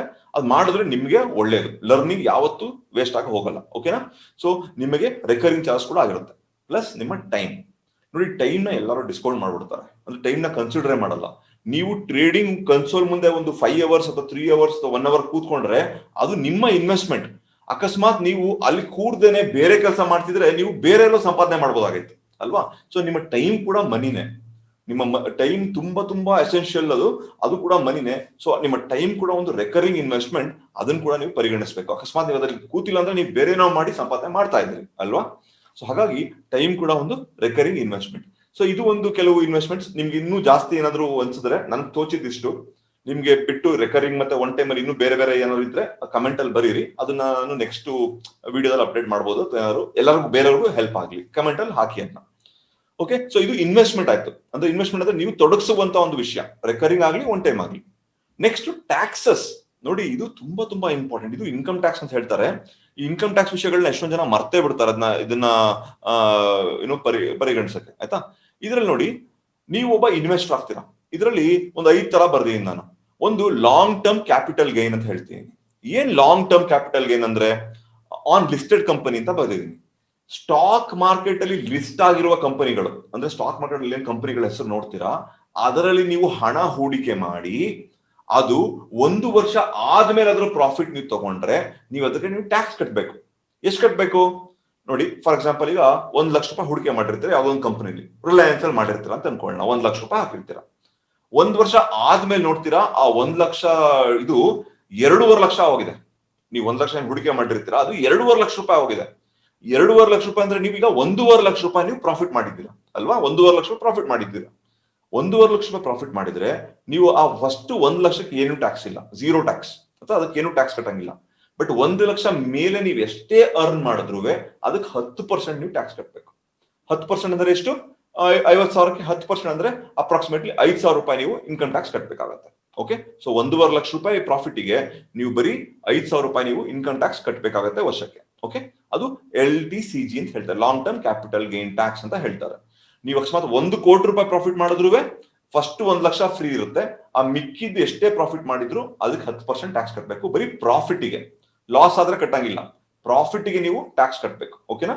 ಸೊ ಇದು long term capital gains on non listed company. Non listed company ಅಂದ್ರೆ ಸ್ಟಾಕ್ ಮಾರ್ಕೆಟ್ ಅಲ್ಲಿ ಲಿಸ್ಟ್ ಆಗಿಲ್ಲ. ಈಗ ಫಾರ್ ಎಕ್ಸಾಂಪಲ್ ಓಲಾ ಅಂತ ಇರ್ಬೋದು, ಬೇರೆ ಯಾವ್ದೋ ಒಂದು ಸ್ಟಾರ್ಟ್ಅಪ್ ಕಂಪನಿ ಇರ್ಬೋದು, ಅದ್ರಲ್ಲಿ ನೀವು ಟ್ಯಾಕ್ಸ್ ಹೂಡ್ಸಿರ್ತೀರಾ ಒಂದು ಸ್ಟಾರ್ಟ್ಅಪ್ ಕಂಪನಿಲಿ. ಅದು ಏನಾದ್ರು ನಿಮ್ಗೆ ಕ್ಯಾಪಿಟಲ್ ಗೇನ್ ಕೊಟ್ರೆ ಅದಕ್ಕೆ ನೀವು ಫ್ಲಾಟ್ 20% ಕಟ್ಟಬೇಕು ಇನ್ಕಮ್ ಟ್ಯಾಕ್ಸ್. ಅದ್ರಲ್ಲಿ ಏನು ಫಸ್ಟ್ 1 ಲಕ್ಷ ಅಥವಾ ಸ್ಲ್ಯಾಬ್ ಏನಿಲ್ಲ. ಏನೇ ಪ್ರಾಫಿಟ್ ಬಂದ್ರು ಅದಕ್ಕೆ ನೀವು 20% ನೀವು ಲಾಂಗ್ ಟರ್ಮ್ ಕ್ಯಾಪಿಟಲ್ 1 ವರ್ಷ ಆದ್ಮೇಲೆ ಒಂದ್ ವರ್ಷ ಮುಂಚೆ ಅಕಸ್ಮಾತ್ ಏನಾದ್ರು ನೀವು ಮಾರ್ಬಿಟ್ರೆ, ಈಗ ರಿಲಯನ್ಸ್ ಕೊಂಡ್ಕೊಂಡಿರ್ತೀರಾ, ಅದ್ರಲ್ಲಿ 2 ಲಕ್ಷ ಪ್ರಾಫಿಟ್ ಬಂತು, ಒಂದ್ ವರ್ಷ ಮುಂಚೆನೆ ಬಂದ್ರೆ ನೀವು ಫ್ಲಾಟ್ 15% ಕಟ್ಟಬೇಕು. ಹೂಡಿಕೆ ಮಾಡಿದ್ರೆ, ಡೆಲಿವರಿ ತಗೊಂಡಿದ್ರೆ, ಸ್ಟಾಕ್ ಕೊಟ್ಟಿದ್ರೆ 15% ನೀವು ಇನ್ಕಮ್ ಟ್ಯಾಕ್ಸ್ ಕಟ್ಟಬೇಕಾಗತ್ತೆ. ನೆಕ್ಸ್ಟ್ ಅದು flat. Okay, next speculative business income ಅಂತ ಹೇಳ್ತಾರೆ, ನಾನ್ ಸ್ಪೆಕ್ಯುಲೇಟಿವ್ ಬಿಸ್ನೆಸ್ ಇನ್ಕಮ್ ಅಂತ ಹೇಳ್ತಾರೆ. ಏನಿದೆ ಎರಡು? ಇದೊಂದು ಟ್ಯಾಕ್ಸ್ ಗಳ. ಇದೇನಂದ್ರೆ ನೀವು ಇಂಟ್ರಾಡೇ ಮಾಡ್ತಾ ಇದೀರಾ ಅಂತ ತಿಳ್ಕೊಳ್ಳಿ. ಇಂಟ್ರಾಡೇ ನೀವು ಡೆಲಿವರಿ ಅಂದ್ರೆ ಇದು ಇಂಟ್ರಾಡೇ ನೀವು ಸ್ಟಾಕ್ ಅಲ್ಲಿ ಮಾಡ್ತಾ ಇದೀರಾ, ಸ್ಟಾಕ್ ಅಲ್ಲಿ ಡೈರೆಕ್ಟ್ ಕ್ಯಾಶ್ ಅಲ್ಲಿ ಇಂಟ್ರಾಡೇ ಮಾಡ್ತಿರ್ತೀರಾ. ಇವತ್ತು ತಗೊಂಡು ಡೆಲಿವರಿ ತಗೊಳ್ದೇನೆ ಇವತ್ತೇ ಮಾರ್ಬಿಡ್ತೀರಾ, ಅಥವಾ by today cell today by tomorrow ಅಂತೆಲ್ಲ ಇರುತ್ತೆ. ಅದು ನಾನ್ ಡೆಲಿವರಿ ಟೈಪ್ ಆಫ್ ಇದು ಟ್ರೇಡಿಂಗ್ ಗಳು. ಅದರಲ್ಲಿ ನೀವು ಪ್ರಾಫಿಟ್ ಮಾಡಿದ್ದಲ್ಲಿ, ಇಂಟ್ರಾಡೇ ಟ್ರೇಡಿಂಗ್ ಅಲ್ಲಿ ನೀವು ಪ್ರಾಫಿಟ್ ಮಾಡಿದಲ್ಲಿ, ನಿಮ್ಮ ಇನ್ಕಮ್ ಟ್ಯಾಕ್ಸ್ ಸ್ಲ್ಯಾಬ್ ಏನಿದೆ, ನಿಮ್ಮ ಇನ್ಕಮ್ ಟ್ಯಾಕ್ಸ್ ಸ್ಲ್ಯಾಬ್ ಪ್ರಕಾರ ನೀವು ಕಟ್ಟಬೇಕು. ಅದು ಎಕ್ಸ್ಪ್ಲೈನ್ ಮಾಡ್ತೀನಿ ಒಂದ್ ನಿಮಿಷದಲ್ಲಿ. Okay, so income tax slab ಪ್ರಕಾರ ನೀವು ಅದ್ರ ಟ್ಯಾಕ್ಸ್ ಕಟ್ಟಬೇಕು. ಈಗ ಅಕಸ್ಮಾತ್ ನೀವು ಏನಾದ್ರು ಒಂದು ವರ್ಷದಲ್ಲಿ 10 ಲಕ್ಷ ರೂಪಾಯಿ ಪ್ರಾಫಿಟ್ ಮಾಡಿರ್ತೀರಾ, ಓಕೆ, ಇಂಟ್ರಾಡೇ ಮಾಡ್ಕೊಂಡು 10 ಲಕ್ಷ ಮಾಡಿರ್ತೀರಾ. ನಿಮ್ಮ ಇದರಲ್ಲಿ ಏನೋ ನಿಮ್ಮ ಎಲ್ಲೊಂದ್ ಕಡೆ ಕೆಲಸ ಹೋಗ್ತಾ ಇರ್ತೀರಾ, ಅದ್ರಲ್ಲಿ ಒಂದು 5 ಲಕ್ಷ ರೂಪಾಯಿ ನೀವು ಸಂಪಾದನೆ ಮಾಡ್ತಿರ್ತೀರಾ. ಸೊ ಟೋಟಲ್ ಟ್ಯಾಕ್ಸಬಲ್ ಇನ್ಕಮ್ ಬಂದು ನಿಮ್ದು 15 ಲಕ್ಷ ರೂಪಾಯಿ ಅಲ್ವಾ? 10 ಲಕ್ಷ ರೂಪಾಯಿ ಟ್ರೇಡಿಂಗ್ ಅಲ್ಲಿ ಮಾಡಿದೀರಾ, 5 ಲಕ್ಷ ರೂಪಾಯಿ ನೀವು ಇದ್ರಲ್ಲಿ ಮಾಡಿದೀರಾ. ಸೊ ಟೋಟಲ್ ಟ್ಯಾಕ್ಸ್ ಬಂದು 15 ಲಕ್ಷ ರೂಪಾಯಿ. 15 ಲಕ್ಷ ರೂಪಾಯಿ ನಿಮ್ಗೆ ಟ್ಯಾಕ್ಸಬಲ್ ಇನ್ಕಮ್ ಆಗುತ್ತೆ. ಅದಕ್ಕೆ ನೀವು ಕೆಳಗೆ ನೀವು ಇಲ್ಲಿ ಒಂದು ಟ್ಯಾಕ್ಸ್ ಸ್ಲ್ಯಾಬ್ ನೋಡ್ತಾ ಇದ್ದೀರಾ. ಈ ಟ್ಯಾಕ್ಸ್ ಸ್ಲ್ಯಾಬ್ ಪ್ರಕಾರ ನೀವು ದುಡ್ಡು ಕಟ್ಟಬೇಕಾಗತ್ತೆ. ಅಂದ್ರೆ ಫಸ್ಟ್ 2.5 ಲಕ್ಷ ತನಕ ಟ್ಯಾಕ್ಸ್ ಇಲ್ಲ, 2.5 ಇಂದ 5 ಲಕ್ಷ ತನಕ ನೀವು ಬರೀ 5% ಕಟ್ತೀರಾ, 5 ರಿಂದ 10 ಲಕ್ಷ ತನಕ 20% ಕಟ್ತೀರಾ, 10 ಲಕ್ಷದ ಮೇಲೆ 30% ಕಟ್ತೀರಾ. ಸೊ ಟೋಟಲ್ ಎಷ್ಟಿದೆ? ನೀವು ಬೇರೆ ಎಲ್ಲ ಸೇವಿಂಗ್ಸ್ ಮಾಡ್ಬೋದು, ಟ್ಯಾಕ್ಸ್ ಸೇವಿಂಗ್ಸ್ ಎಲ್ಲ ಅಂದ್ರೆ ATC ATD ಅವೆಲ್ಲ ಮಾಡಿರ್ತೀರಾ. ಅವೆಲ್ಲ ಬಿಟ್ಟು ಟೋಟಲ್ ಟ್ಯಾಕ್ಸಬಲ್ ಇನ್ಕಮ್ ಬಂದು ನಿಮ್ದು ಎಷ್ಟಾಗತ್ತೋ ಅದ್ ನೋಡ್ಕೊಂಡು ನೀವು ಕಟ್ಟಬೇಕಾಗುತ್ತೆ. ನಾನು ಟ್ಯಾಕ್ಸ್ ಸಲಹೆ ಕೊಡ್ತಾ ಇಲ್ಲ ನಿಮ್ಗೆ ಇಲ್ಲಿ, ಬಟ್ ಇದೊಂದು ಕಟ್ಟಬೇಕು ಈ ತರ ನೀವು ಅಂತ ಹೇಳ್ತಾ ಇದ್ದೀನಿ ನೀವು. ಓಕೆ, ಸೊ ಇನ್ಕಮ್ ಟ್ಯಾಕ್ಸ್ ಕೂಡ ನೀವು ಕಟ್ಟಬೇಕಾಗುತ್ತೆ. ಏನ್ ನಾನ್ ಸ್ಪೆಕ್ಯುಲೇಟಿವ್ ಬಿಸ್ನೆಸ್ ಇನ್ಕಮ್ ಅಂದ್ರೆ ಫ್ಯೂಚರ್ ಅಂಡ್ ಆಪ್ಷನ್ಸ್. ಬರೀ ಸ್ಟಾಕ್ ಅಲ್ಲಿ ನೀವು ಟ್ರೇಡ್ ಮಾಡಿದ್ರೆ ಅದಕ್ಕೆ ಸ್ಪೆಕ್ಯುಲೇಟಿವ್ ಬಿಸ್ನೆಸ್ ಇನ್ಕಮ್ ಅಂತ ಹೇಳ್ತಾರೆ. ನಾನ್ ಸ್ಪೆಕ್ಯುಲೇಟಿವ್ ಬಿಸ್ನೆಸ್ ಇನ್ಕಮ್ ಅಂತ ಯಾಕೆ ಹೇಳ್ತಾರೆ ಅಂದ್ರೆ ಅದನ್ನ ಫ್ಯೂಚರ್ ಅಂಡ್ ಆಪ್ಷನ್ಗೆ ನಾನ್ ಸ್ಪೆಕ್ಯುಲೇಟಿವ್ ಅಂತ ಹೇಳ್ತಾರೆ. ಯಾಕಂದ್ರೆ ಫ್ಯೂಚರ್ ಅಂಡ್ ಆಪ್ಷನ್ ಯೂಶುವಲಿ ನಾವು ಹೆಡ್ಜಿಂಗ್ ಗೋಸ್ಕರ ಯೂಸ್ ಮಾಡ್ತೀವಿ ಅನ್ನೋಕ್ಕೋಸ್ಕರ ಅದು ನಾನ್ ಸ್ಪೆಕ್ಯುಲೇಟಿವ್ ಅಂತ ಹೇಳ್ತಾರೆ. ಸೊ ನಾನ್ ಸ್ಪೆಕ್ಯುಲೇಟಿವ್ ಎರಡಕ್ಕೂ ನೀವು as per income tax slab ನೀವು ದುಡ್ಡು ಕಟ್ಟಬೇಕಾಗುತ್ತೆ. ಓಕೆ, ಸೊ ಇದು ಒಂದು ಟ್ಯಾಕ್ಸ್ ವಿಚಾರಣೆ ಆಯ್ತು. ಸೊ ಇದು ಅರ್ಥ ಮಾಡ್ಕೊಳ್ಳಿ. ನೀವು ಇದನ್ನ ನೀವು ಫೈಲ್ ಮಾಡ್ಲೇಬೇಕು. ಲಾಸ್ ಆಗ್ಲಿ ಪ್ರಾಫಿಟ್ ಆಗ್ಲಿ ನೀವು ಇನ್ಕಮ್ ಟ್ಯಾಕ್ಸ್ ನ ಫೈಲ್ ಮಾಡ್ಲೇಬೇಕು. ಅದೊಂದು ಸ್ವಲ್ಪ ಗೂಗಲ್ ಮಾಡಿ ನೀವು ಹೆಂಗ್ ಫೈಲ್ ಮಾಡೋದಂತ ನೀವು ನೋಡ್ಕೊಳ್ಳಿ, ಅಥವಾ ನಿಮ್ಮ ಯಾರಿಗೆ ಆಲ್ರೆಡಿ ನೀವು ಇನ್ಕಮ್ ಟ್ಯಾಕ್ಸ್ ಫೈಲ್ ಮಾಡ್ತಿರ್ತೀರಾ ಅವ್ರನ್ನ ನೀವು ಭೇಟಿ ಮಾಡಿದ್ರೆ ಅವರೇ ಹೇಳ್ತಾರೆ. ಒಂದೊಂದು ಫಾರ್ಮ್ ಒಂದು ಫಿಲ್ ಮಾಡ್ಬೇಕಾಗತ್ತೆ. ಓಕೆ, ಅದನ್ನ ಫಿಲ್ ಮಾಡಿದ್ರೆ ನೀವು ಲಾಸ್ ಕೂಡ ತೋರಿಸ್ಕೋಬಹುದು, ಪ್ರಾಫಿಟ್ ಕೂಡ ತೋರಿಸ್ಕೋಬಹುದು. ನೋಡಿ, ಇದ್ರಲ್ಲಿ ಫೈನಾನ್ಷಿಯಲ್ ಇಂಟೆಲಿಜೆನ್ಸ್ ಒಂದು ವಿಷಯ ಹೇಳ್ತೀನಿ. ಯಾರ್ಯಾರು ಇದನ್ನ ಒಂದು ಕಂಪನಿಯಿಂದ ಟ್ರೇಡ್ ಮಾಡ್ತಾ ಇರ್ತೀರಾ, ಒಂದು ಕಂಪನಿ ರಿಜಿಸ್ಟರ್ ಮಾಡಿ ಅದನ್ನ ಟ್ರೇಡ್ ಮಾಡ್ತೀರಾ, ಅವರು ಕ್ಯಾರಿ ಫಾರ್ವರ್ಡ್ ಅಂತ ಹೇಳ್ತಾರೆ. ಅಂದ್ರೆ ಈಗ ಅಕಸ್ಮಾತ್ ಈ ವರ್ಷದಲ್ಲಿ ನೀವು ಲಾಸ್ ಆಗ್ಬಿಟ್ರೆ ಆ ಲಾಸ್ ನ ನೆಕ್ಸ್ಟ್ 8 ವರ್ಷ ನೀವು ಅದನ್ನ ತೋರಿಸ್ಕೋಬಹುದು. ಅಂದ್ರೆ ಈ ವರ್ಷ ನೀವು 1 ಲಕ್ಷ ಲಾಸ್ ಆಯ್ತು, ಮುಂದಿನ ವರ್ಷ ನಿಮ್ಗೆ ಏನಾದ್ರು ಪ್ರಾಫಿಟ್ ಆದ್ರೆ ಈ ಲಾಸ್ ನ ಮುಂದಿನ ವರ್ಷದ ಪ್ರಾಫಿಟ್ ಗೆ ಅಡ್ಜಸ್ಟ್ ಮಾಡ್ಕೋಬಹುದು. ಅದು 8 ವರ್ಷ ಅಡ್ಜಸ್ಟ್ ಮಾಡಬಹುದು. ಆ ತರ ಅಡ್ವಾಂಟೇಜ್ ಇದೆ. ಈಗ ಅದ್ರ ಬಗ್ಗೆ ನಾನು ಡೀಟೇಲ್ ಆಗಿ ಹೇಳಕ್ ಹೋಗಲ್ಲ, ಬಟ್ ನೀವು ಸ್ವಲ್ಪ ರಿಸರ್ಚ್ ಮಾಡೋದು ನಿಮಗೆ ಗೊತ್ತಾಗುತ್ತೆ ವಿಷಯ ಎಲ್ಲ. ಇದಕ್ಕೆ ಫೈನಾನ್ಷಿಯಲ್ ಇಂಟೆಲಿಜೆನ್ಸ್ ಅಂತ ಹೇಳೋದು. ಕೆಲವರಿಗೆ ನಾಲೆಡ್ಜ್ ಇರೋರು ಸಾವುಕಾರ ಶ್ರೀಮಂತರಾಗ್ತಾ ಹೋಗ್ತಾರೆ, ಯಾರಿಗೆ ಇವೆಲ್ಲ ನಾಲೆಡ್ಜ್ ಇಲ್ಲ ಅವ್ರಿಗೆ ಇವೆಲ್ಲ ಗೊತ್ತಾಗೋದಿಲ್ಲ. ಓಕೆನಾ? ಸೊ HUF ಅಂತಿದೆ, ಅದ್ರ ಬಗ್ಗೆ ಸ್ವಲ್ಪ ರಿಸರ್ಚ್ ಮಾಡಿ ಆಯ್ತಾ. ಸೊ ಇವೆಲ್ಲ ಇಷ್ಟೊಂದಿದೆ, ಅವೆಲ್ಲ ನಾನು ಡೀಟೇಲ್ ಹೇಳಕ್ ಹೋಗಲ್ಲ ಈಗ. ಬಟ್ ಫೈನಾನ್ಷಿಯಲ್ ಇಂಟೆಲಿಜೆನ್ಸ್ ನಾನು ಶ್ರೀಮಂತ ಸಂಸ್ಥೆಯಿಂದ ಇದಕ್ಕೆ ಒಂದು ಕೆಲವು ಕ್ಲಾಸ್ಗಳು ಮಾಡಬೇಕು, ಫೈನಾನ್ಷಿಯಲ್ ಇಂಟೆಲಿಜೆನ್ಸ್ ಬಗ್ಗೆನೇ ಒಂದು ಕೆಲವು ಮಾಡಬೇಕು ಅಂತ ಒಂದು ಉದ್ದೇಶ ಇದೆ. ನೋಡೋಣ ಮುಂದೆ ಹೆಂಗಾಗುತ್ತೆ ಅಂತ ನೋಡೋಣ. ಸೊ ಈಗ ಸದ್ಯಕ್ಕೆ ಸ್ಪೆಕ್ಯುಲೇಟಿವ್ ಬಿಸ್ನೆಸ್ ಇನ್ಕಮ್ ಅಂದ್ರೇನು, ನಾನ್ ಸ್ಪೆಕ್ಯುಲೇಟಿವ್ ಬಿಸ್ನೆಸ್ ಇನ್ಕಮ್ ಅಂದ್ರೇನು ಅಂತ ನಿಮ್ಗೆ ಗೊತ್ತಾಯ್ತು. ಅದರ ಟ್ಯಾಕ್ಸ್ ಕೂಡ ಈ ಸ್ಲ್ಯಾಬ್ ಪ್ರಕಾರ ಕಟ್ಟಬೇಕು. ನೋಡಿ, 60 ಇಯರ್ಸ್ ಮೇಲ್ಪಟ್ಟವ್ರಿಗೆ ಒಂದು ಬೇರೆ ಸ್ಲ್ಯಾಬ್ ಇದೆ, 85 ಇಯರ್ಸ್ ಮೇಲ್ಪಟ್ಟವ್ರಿಗೆ ಒಂದು ಸ್ಲ್ಯಾಬ್ ಇದೆ. ಅದರ ನೀವು ಗೂಗಲ್ ಮಾಡಿದ್ರೆ ನಿಮ್ಗೆ ಗೊತ್ತಾಗತ್ತೆ ಆಯ್ತಾ. ಸೊ ಬಟ್ ನಾನು ಬರೀ 60 ಇಯರ್ಸ್ ಕೆಳಗಿನ ಪಟ್ಟವ್ರಿಗೆ ನಾನು ತೋರಿಸ್ತಾ ಇದ್ದೀನಿ. ಪ್ಲಸ್ ಬೇರೆ ಟ್ಯಾಕ್ಸ್ ಸೇವಿಂಗ್ಸ್ ಕೂಡ ಕೆಲವು ಎಷ್ಟೊಂದು ಇರುತ್ತೆ, ಅದು ಕೂಡ ಅವೆಲ್ಲ ನೀವು ಅಡ್ವಾಂಟೇಜ್ಗಳು ನೀವು ತಗೋಬಹುದು. ಓಕೆನಾ? ಬಟ್ ಇದು ಒಂದು ಜನರಿಕ್ ವಿಷಯ. ಸೊ ಟ್ಯಾಕ್ಸ್ ಇಷ್ಟು ಕಟ್ಟಬೇಕು, ಈ ತರ 4 ತರ ಟ್ಯಾಕ್ಸ್ ಗಳು ಅಂತ ಹೇಳಿದೀನಿ ನಿಮ್ಗೆ. ನೆಕ್ಸ್ಟ್ ನೋಡೋಣ, ಚಾರ್ಜಸ್. ನೋಡಿ, ಚಾರ್ಜಸ್ ಇದು ತುಂಬಾ ಇಂಪಾರ್ಟೆಂಟ್. ಎಷ್ಟೊಂದು ಜನಕ್ಕೆ ಚಾರ್ಜ್ ಗಳೇ ಗೊತ್ತಿರಲ್ಲ. ಇದನ್ನ ಝೀರೋದಿಂದ ಕಾಪಿ ಮಾಡಿದ್ದೀನಿ, ಗೂಗಲ್ ಮಾಡಿ ಝೀರೋದಿಂದ ನಿಮ್ಗೆ ತೋರ್ಸಕ್ಕೋಸ್ಕರ ಕಾಪಿ ಮಾಡ್ಕೊಂಡಿದ್ದೀನಿ. ಈಗ ನಿಮಗೆ ಬೇಕಾಗಿದ್ದ ವಿಷಯ ಇಷ್ಟನೇ. ಇಲ್ಲಿ ಎಷ್ಟೊಂದ್ ತರ ಚಾರ್ಜಸ್ ಇದೆ. ಇದೆಲ್ಲ ನೀವು ಪ್ರತಿಯೊಂದು ಟ್ರೇಡಿಂಗ್ ಅಲ್ಲಿ ಅಥವಾ ಇನ್ವೆಸ್ಟ್ಮೆಂಟ್ ಅಲ್ಲಿ ನೀವು ಇದು ಎಷ್ಟು ಕಟ್ತಾ ಇರ್ತೀರಾ. ನೋಡಿ, ಇದು ಎಕ್ವಿಟಿ ಡೆಲಿವರಿ ಅಂತ ಹೇಳ್ತಾ ಇದೀನಿ. ಏನ್ ಎಕ್ವಿಟಿ ಡೆಲಿವರಿ ಅಂದ್ರೆ, ನೋಡಿ, ಎಕ್ವಿಟಿ ಡೆಲಿವರಿ ಅಂದ್ರೆ ನೀವು ಎಲ್ಲಿ ಕ್ಯಾಶ್ ಮಾಡಿ ಹೂಡಿಕೆ ಮಾಡಿರ್ತೀರಲ್ಲ, ಹೂಡಿಕೆ ಮಾಡೋದಕ್ಕೆ ಎಕ್ವಿಟಿ ಡೆಲಿವರಿ ಅಂತ ಹೇಳ್ತಾರೆ. ಡೆಲಿವರಿ ಅಂದ್ರೆ ತಗೊಂಡಿರ್ತೀರ, ಡಿಮ್ಯಾಟ್ ಅಕೌಂಟ್ ಅಲ್ಲಿ ನಿಮ್ಮ ಸ್ಟಾಕ್ ಗಳು ಇರುತ್ತೆ, ಅದಕ್ಕೆ ಎಕ್ವಿಟಿ ಡೆಲಿವರಿ ಅಂತ ಹೇಳ್ತಾರೆ. ಇದು ಝೀರೋ ಬ್ರೋಕರೇಜ್ ಅಂತ ಹೇಳ್ತೀವಿ. ಅಂದ್ರೆ ಯೂಶುವಲಿ ಎಲ್ಲಾ ಬ್ರೋಕರ್ಗಳು ಝೀರೋ ಬ್ರೋಕರೇಜ್, ಬ್ರೋಕರೇಜ್ ತಗೊಳಲ್ಲ ಅದಕ್ಕೆ ಆಯ್ತಾ, ಎಕ್ವಿಟಿ ಡೆಲಿವರಿಗೆ. ಸೊ ಹೂಡಿಕೆ ಮಾಡಿದ್ರೆ. ಬಟ್ ಇಲ್ಲಿ ನೋಡಿ 0.1% ಆನ್ ಬೈ ಅಂಡ್ ಸೆಲ್. ಅಂದ್ರೆ ನೀವು ಬೈ ಮಾಡಿದಾಗ ಏನು ಕೊಡ್ಕೋತೀರಿ. ಫಾರ್ ಎಕ್ಸಾಂಪಲ್ 1 ಲಕ್ಷ ರೂಪಾಯಿ ಹೂಡಿಕೆ ಮಾಡಿರ್ತೀರ, ಈ ಕ್ಯಾಲ್ಕುಲೇಟರ್ ಮಾಡಿ ತೋರಿಸ್ತೀನಿ ನಿಮ್ಗೆ. ಈಗ ಹೂಡಿಕೆ ಮಾಡಿರ್ತೀರ 1 ಲಕ್ಷ ರೂಪಾಯಿ. 1 ಲಕ್ಷ ರೂಪಾಯಿ ಹೂಡಿಕೆ ಮಾಡಿದ್ರೆ ನೀವು ಅಕಸ್ಮಾತ್ ಹೂಡಿಕೆ ಮಾಡಿದ್ರೆ ಅದಕ್ಕೆ 0.1% ಇಂಟು 0.1 ಇಷ್ಟು ಡಿವೈಡೆಡ್ ಬೈ 100. ಅಂದ್ರೆ ನೀವು 100 ರೂಪಾಯಿ, ನೀವು 1 ಲಕ್ಷ ರೂಪಾಯಿ 100 ರೂಪಾಯಿ ನೀವು ಅದನ್ನ ಕೊಂಡ್ಕೋಬೇಕಾದ್ರೂ STT ಕಟ್ತೀರಾ, ಮತ್ತೆ ಅದನ್ನ ಮಾರ್ಬೇಕಾದ್ರೂ 100 ರೂಪಾಯಿ ಕಟ್ತೀರಾ. ಅದು STT. ನಿಮಗೆ ಪ್ರಾಫಿಟ್ ಆಗ್ಲಿ ಲಾಸ್ ಆಗ್ಲಿ ನೀವಷ್ಟು ಕಟ್ಟಲೇಬೇಕು ಟ್ಯಾಕ್ಸ್. ಅದು 100 ರೂಪಾಯಿ ಪ್ಲಸ್ 100 ರೂಪಾಯಿ 200 ರೂಪಾಯಿ ಆಯ್ತು ನಿಮ್ಗೆ ಅಲ್ಲಿ ಆಗ ಅಲ್ವಾ. ಪ್ಲಸ್ ಟ್ರಾನ್ಸಾಕ್ಷನ್ ಚಾರ್ಜಸ್ ನೋಡಿ, NSE ಅವರು 0.00345%. ಇದೆಲ್ಲ ಕ್ಯಾಲ್ಕುಲೇಟರ್ ತಗೊಂಡು ನೀವೇ ಮಾಡಿ ಇದೆಲ್ಲ. ಮತ್ತೆ GST on brokerage transaction charges ಅಂತ ಹೇಳ್ತಾನೆ. ಅಂದ್ರೆ ಈ ಚಾರ್ಜ್ ಬ್ರೋಕರೇಜ್ 0 ಇದೆ, ಈ ಚಾರ್ಜಸ್ ಇದೆ, ಅದಕ್ಕೆ 18% GST ಬೇರೆ ಆಗ್ತಾನೆ. ಪ್ಲಸ್ 5 ರೂಪಾಯಿ 5 ರೂಪಾಯಿ 1 ಕೋಟಿ ರೂಪಾಯಿ ಇನ್ವೆಸ್ಟ್ ಮಾಡಿದ್ರೆ 5 ರೂಪಾಯಿ ಅಷ್ಟು ನಿಮ್ಗೆ ಸೇಬಿ ಚಾರ್ಜಸ್ ಇರುತ್ತೆ, ಮತ್ತೆ ಸ್ಟಾಂಪ್ ಚಾರ್ಜಸ್ ಇರುತ್ತೆ. ಆನ್ ಬೈ ಸೈಡ್ ಮಾತ್ರ ಸ್ಟಾಂಪ್ ಚಾರ್ಜಸ್ ಇರುತ್ತೆ. ಇದು ಇಷ್ಟು 0.015%. ಸೊ ಬೇಸಿಕಲಿ ನಿಮ್ಮ ಕಾಸ್ಟ್ ಆಫ್ ಡೂಯಿಂಗ್ ಬಿಸ್ನೆಸ್ ನಿಮಗೆ ಇಲ್ಲಿ ಜಾಸ್ತಿ ಕಾಣಿಸ್ತಾ ಇದೆ ನಿಮ್ಗೆ ಅಲ್ವಾ. ಇದೆಲ್ಲ ನೋಡಿ ತುಂಬಾ important. Cost of doing business. ನನ್ನ ಕಾಸ್ಟ್ ನಾನು ಏನ್ ಮಾಡ್ಬೇಕು, ಯಾವತ್ತುವೆ ಜಾಸ್ತಿ ಮಾಡ್ಕೋಬೇಕಾ ಕಮ್ಮಿ ಮಾಡ್ಬೇಕಾ? ನನ್ನ ಕಾಸ್ಟ್ ಆಫ್ ಡೂಯಿಂಗ್ ಬಿಸ್ನೆಸ್ ಗೆ ನಾನು ಕಾಸ್ಟ್ ನ ಕಮ್ಮಿ ಮಾಡೋ ಟ್ರೈ ಮಾಡ್ಬೇಕು ಯಾವತ್ತುವೆ ಅಲ್ವಾ. ಸೊ ಅದೇ ಇಲ್ಲಿ ನಾನು ಅಡ್ವಾಂಟೇಜ್ ಕೊಡ್ತಾ ಇರೋದು. ಈಗ ನೆಕ್ಸ್ಟ್ ನೋಡಿ ಇಲ್ಲಿ ಇಕ್ವಿಟಿ ಇಂಟ್ರಾಡೇ. ನೀವು ಇಂಟ್ರಾಡೇಲಿ ಎಕ್ವಿಟಿಲಿ ಅಂದ್ರೆ ಕ್ಯಾಶ್ ತಗೊಂಡು ಅದ್ರಲ್ಲಿ ನೀವು ಟ್ರೇಡ್ ಮಾಡ್ತಾ ಇರ್ತೀರಾ. ಫ್ಯೂಚರ್ ಅಂಡ್ ಆಪ್ಷನ್ ಅಲ್ಲೆಲ್ಲ ಕ್ಯಾಶ್ ಮಾರ್ಕೆಟ್ ಅಲ್ಲಿ ಟ್ರೇಡ್ ಮಾಡ್ತಾ ಇರ್ತೀರಾ. ಇದು one of the expensive way of trading. ಅಂದ್ರೆ ಈ 3 ವೇ ಏನಿದೆ, equity intraday, equity future, equity option, ಇದು 3 ಇದೆಯಲ್ಲ, ಈ 3ರಲ್ಲಿ ಇದು ನಂಬರ್ 1 ಕಾಸ್ಟ್ಲಿ, ಇದು ನಂಬರ್ 2 ಕಾಸ್ಟ್ಲಿ, ಇದು ನಂಬರ್ 3 ಕಾಸ್ಟ್ಲಿ. ಈ 4 ಕಂಪೇರ್ ಮಾಡಿದ್ರೆ ಎಕ್ವಿಟಿ ಆಪ್ಷನ್ ಬಂದು cheapest way of doing business. Equity option ಬಂದು cheapest way of doing business comparatively. ನೋಡಿ ಇಲ್ಲಿ ಇನ್ನು ಕೆಲವಿದೆ, ಬ್ರೋಕರೇಜ್ ಇದೆ ನೋಡಿ. ಇದಕ್ಕೆಲ್ಲ ಬ್ರೋಕರೇಜ್ ತಗೋತಾನ ಅವನು, ಝೀರೋದ ಅವನು, ಇದಕ್ಕೆಲ್ಲ ಬ್ರೋಕರೇಜ್ ಇದೆ. ಬಟ್ ಸ್ಯಾಸ್ ಆನ್ಲೈನ್ ಅಲ್ಲಿ ಇದು 20 ರೂಪಾಯಿ ಅಲ್ಲ, ಇದು 9 ರೂಪಾಯಿ. ಇದು 9 ರೂಪಾಯಿ. 9 ರೂಪಾಯಿ ನಿಮ್ಗೆ ಇದು ಅಂದ್ರೆ ಬೈ ಮಾಡ್ಬೇಕಾದ್ರೆ 9 ರೂಪಾಯಿ ಕೊಡ್ಬೇಕು, ಸೆಲ್ ಮಾಡ್ಬೇಕಾದ್ರೆ 9 ರೂಪಾಯಿ, ಟೋಟಲ್ 18 ರೂಪಾಯಿ. ಇವನು ಬೈ ಮಾಡ್ಬೇಕಾದ್ರೆ 20 ರೂಪಾಯಿ, ಸೆಲ್ ಮಾಡ್ಬೇಕಾದ್ರೆ 20 ರೂಪಾಯಿ, ಟೋಟಲ್ 40 ರೂಪಾಯಿ. ಸೊ ಪ್ರತಿ ಒಂದು ಟ್ರೇಡ್ ಅಲ್ಲೂ ನೀವು ಅಪ್ರಾಕ್ಸಿಮೇಟ್ಲಿ 22 ರೂಪಾಯಿ ನೀವು ಉಳಿಸ್ತಾ ಇದೀರ. ಅಗೇನ್ ನಾ ಮಾರ್ಕೆಟಿಂಗ್ ಮಾಡ್ತಾ ಇಲ್ಲ. ಝೀರೋದಾದ್ರೆ ಬೇರೆ ಅಡ್ವಾಂಟೇಜ್ ಇದೆ, ಅದ್ರ ಕನ್ಸೋಲ್ ತುಂಬಾ ಚೆನ್ನಾಗಿದೆ, ಅದ್ರ ಸ್ಟೆಬಿಲಿಟಿ ಚೆನ್ನಾಗಿದೆ. ಝೀರೋದ ಬೇರೆ ತರ ಚೆನ್ನಾಗಿರ್ಬೋದು. ಸ್ಯಾಸ್ ಆನ್ಲೈನ್ ಕಾಸ್ಟ್ ಕಮ್ಮಿ ಇರುತ್ತೆ. ಓಕೆ, ನನಗೂ ಆಗ್ಲೇ ಮೊದಲೇ ಹೇಳ್ದಂಗೆ ನನಗೆ ಇದರಲ್ಲಿ ನೀವೇನೇ ಕಟ್ಟಿದ್ರು ಅದ್ರ 50% ನನಗೆ ಸಿಗುತ್ತೆ. ಓಕೆನಾ, ನಾನು ನಿಮ್ಗೆ ವಾಪಸ್ ಕೊಡಲ್ಲ ಅದನ್ನ, ಆಯ್ತಾ. ಸೊ ಆದ್ರೆ ನನಗೆ ಇದು ಅಡ್ವಾಂಟೇಜ್ ಸಿಗುತ್ತೆ ನನಗೆ, ಅದಕ್ಕೆ ನಾನು ಇದು ಹೇಳ್ತಾನೆ ಇದ್ದೀನಿ ನಿಮ್ಗೆ ಅಡ್ವಾಂಟೇಜ್ ಆಗಲಿ ಅಂತ. ಸೊ ಇದು ಕಾಸ್ಟ್ ಕೂಡ ಕಮ್ಮಿ ಇರುತ್ತೆ. ಪ್ಲಸ್ 999 ಅಂತ ಒಂದು ಪ್ಲಾನ್ ಇದೆ ಇವ್ರದ್ದು. ವರ್ಷಕ್ಕೆ ತಿಂಗಳಿಗೆ ನೀವು 1000 ರೂಪಾಯಿ ಕಟ್ಟಿದ್ರೆ ಅನ್ಲಿಮಿಟೆಡ್ ಟ್ರೇಡ್ ಮಾಡಬಹುದು. ಬ್ರೋಕರೇಜ್ ತಗೊಳ್ಳಲ್ಲ ಅವರು, ಯಾವ ತರನು ಬೈಸ್ ಅಲ್ಲಿ ಎಲ್ಲವೂ ನಿಮಗೆ ಬ್ರೋಕರೇಜ್ ತಗೊಳ್ಳಲ್ಲ. ಬ್ರೋಕರೇಜ್ ಫ್ರೀ ಇರುತ್ತೆ. ಒಂದ್ಸರಿ 1000 ರೂಪಾಯಿ ನೀವು ಕಟ್ಬೇಕು ಅವ್ರಿಗೆ, ತಿಂಗಳಿಗೆ 1000 ರೂಪಾಯಿ ಕಟ್ತಾ ಹೋಗ್ಬೇಕು. ಇದು ಯಾರಿಗೆ ಬೇಕು? ಇದು ಜಾಸ್ತಿ ಟ್ರೇಡ್ಗಳು ಮಾಡೋರಿಗೆ, ತುಂಬಾ ಟ್ರೇಡ್ಗಳು ಮಾಡೋ, ಇಂಟ್ರಾಡೇ ಟ್ರೇಡ್ ಮಾಡೋರಿಗೆ, ಅವರಿಗೆ 1000 ರೂಪಾಯಿ ತುಂಬಾ ಅಡ್ವಾಂಟೇಜ್. ಆಕ್ಚುಲಿ ತುಂಬಾ, ನಾನಂತೂ ಈ ಪ್ಲಾನ್ ಅಲ್ಲಿ ಇದ್ದೀನಿ. ನನಗೆ ಅವರು ಬೇಸಿಕಲಿ ನನಗೆ ಏನು ತಗೊಳ್ಳಲ್ಲ, ಚಾರ್ಜಸ್ ತಗೊಳ್ಳಲ್ಲ. ಬಟ್ ನಾನು 1000 ರೂಪಾಯಿ ಚಾರ್ಜಸ್ ಈ ಪ್ಲಾನ್ ಅಲ್ಲಿ ಇದ್ದೀನಿ. ಸೊ ಹಾಗಾಗಿ ನನಗೇನಂದ್ರೆ ನಾನು ಈ ಬ್ರೋಕರೇಜ್ ಬಗ್ಗೆ ಥಿಂಕ್ ಮಾಡಲ್ಲ. ಅಯ್ಯೋ ನಾ ಎಷ್ಟು ಮಾಡಬೇಕು, ಇಷ್ಟು ಮಾಡಿದ್ರೆ ಇಷ್ಟೊಂದು ಖರ್ಚು ಮಾಡ್ತಾ ಇಲ್ಲ ಬ್ರೋಕರೇಜ್ ಅಂತ ಆ ಚಿಂತೆ ನನಗಿಲ್ಲ.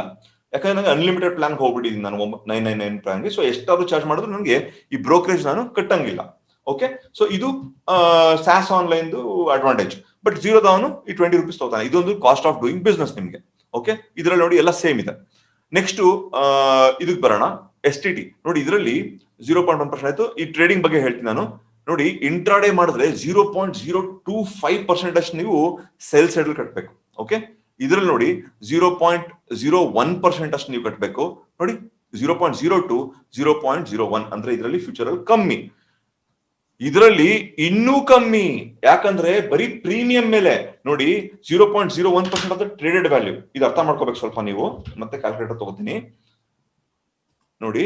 ಅಕಸ್ಮಾತ್ 0.01% ಅಂದ್ರೆ ಎಷ್ಟು? ಈಗ ಹೂಡಿಕೆ ಮಾಡಿರ್ತೀರ ಅನ್ಕೊಳ್ಳೋಣ. ಹೂಡಿಕೆ ಮಾಡ್ಬೇಕಾದ್ರೆ ಈ ಇಂಟ್ರಾಡೇ, ಎಕ್ವಿಟಿ ಇಂಟ್ರಾಡೇ ಹೇಳ್ತಾ ಇದ್ದೀನಿ. ಈಗ ನೀವು ಒಂದು ರಿಲಯನ್ಸ್ 500 ಸ್ಟಾಕ್ ತಗೋತೀರಾ ಅಂತ ಅನ್ಕೊಳ್ಳೋಣ. ಒಂದು ಲಾಟ್ 505 ಅಲ್ವಾ, 505 ಸ್ಟಾಕ್ ತಗೋತೀರಾ. ರಿಲಯನ್ಸ್ ಬೆಲೆ 2000 ರೂಪಾಯಿ ಅಂತ ಅನ್ಕೊಳ್ಳೋಣ, ಆಯ್ತಾ. ಈಕ್ವಲ್ ಟು 10,10,000 ರೂಪಾಯಿ. ಇದರ 0.025% ಎಷ್ಟು ಇಂಟು 0.025 ಈಕ್ವಲ್ ಟು ಇಷ್ಟು ಡಿವೈಡೆಡ್ ಬೈ 100. ಅಂದ್ರೆ 252 ರೂಪಾಯಿ ನೀವು ಇದು ಏನು STT ಕಟ್ತಾ ಇದ್ದೀರಾ ಆಯ್ತಾ. ಒಂದು ಟ್ರೇಡ್ ಅಲ್ಲಿ ಅಂದ್ರೆ ಬೈ ಸೆಲ್ ಅಂದ್ರೆ ಬರೀ ಸೆಲ್ ಸೈಡ್ ಮಾತ್ರ ತಗೊಳ್ಳೋದವನು, ಬಟ್ 252 ರೂಪೀಸ್ ಅವನು ಇದು ತಗೋತಾ ಇದ್ದಾನೆ, ಏನು ಬ್ರೋಕರೇಜ್ ತಗೋತಾ ಇದ್ದಾನೆ, ಇದು STT ತಗೋತಾ ಇದ್ದಾನೆ.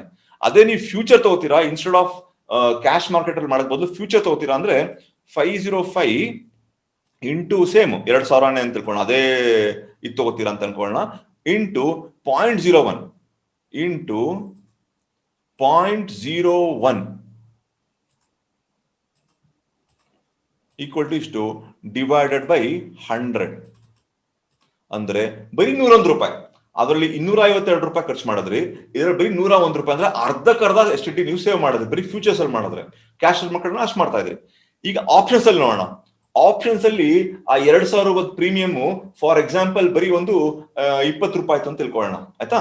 ಸೊ 20 ರೂಪಾಯಿ ಇಂಟು 505 ಈಕ್ವಲ್ ಟು ಇಷ್ಟು, ಇದಕ್ಕೆ ಇಂಟು 0.05 ಡಿವೈಡೆಡ್ ಬೈ 100 5 ರೂಪಾಯಿ.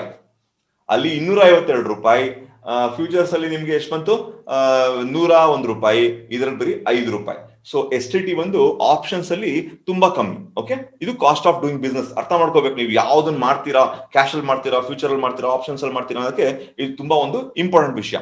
ನೆಕ್ಸ್ಟ್ ಹಂಗೇನೆ ಟ್ರಾನ್ಸಾಕ್ಷನ್ ಚಾರ್ಜಸ್ ನೋಡಿ.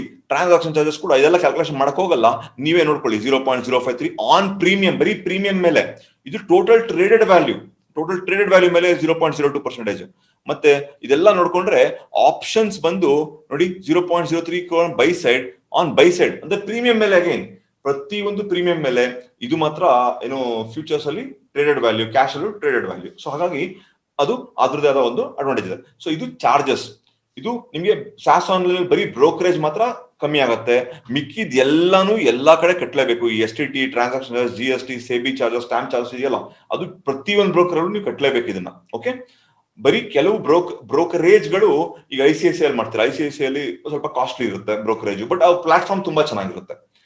ಬೇರೆ ಒಂದು ಟ್ರೇಡ್ ಟೈಗರ್ ಅಂತಿದೆ. ಟ್ರೇಡ್ ಟೈಗರ್ ಅವ್ರ ಪ್ಲಾಟ್ಫಾರ್ಮ್ ಸೂಪರ್ ಡೂಪರ್ ಆಗಿದೆ, ತುಂಬಾ ಚೆನ್ನಾಗಿದೆ ಅವ್ರ ಪ್ಲಾಟ್ಫಾರ್ಮ್, ಬಟ್ ಅದ್ರ ಬ್ರೋಕರೇಜ್ ಸ್ವಲ್ಪ ಕಾಸ್ಟ್ಲಿ ಇರುತ್ತೆ ಇವ್ರಿಗಿಂತ. ಕಾಸಿಗೆ ತಕ್ಕ ಜಾಯ.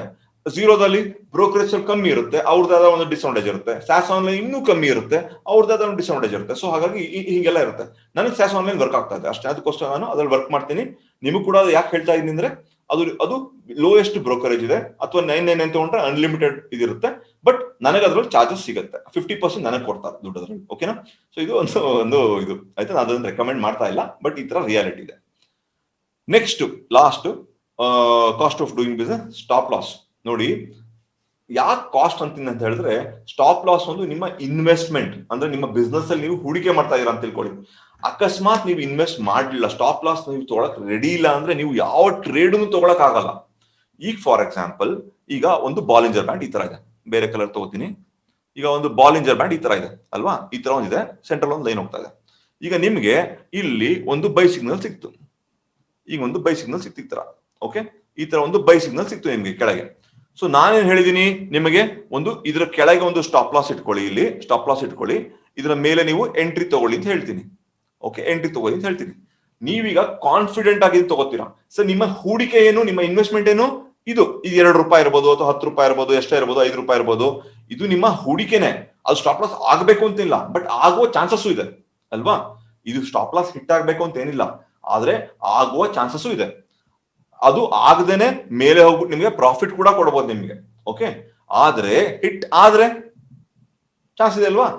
ಫಾರ್ ಎಕ್ಸಾಂಪಲ್, ನೀವು 10 ಟ್ರೇಡ್ ತಗೋತೀರಾ ಅಂತ ತಿಳ್ಕೊಳ್ಳಿ, ದಿನದಲ್ಲಿ 10 ಟ್ರೇಡ್ ತಗೋತೀರಾ. 10 ಟ್ರೇಡ್ ನಲ್ಲಿ ನಿಮಗೆ ಒಂದು 5 ಸ್ಟಾಪ್ ಲಾಸ್ ಹಿಟ್ ಆಗತ್ತೆ, 5 ಸಕ್ಸಸ್ ಆಗತ್ತೆ.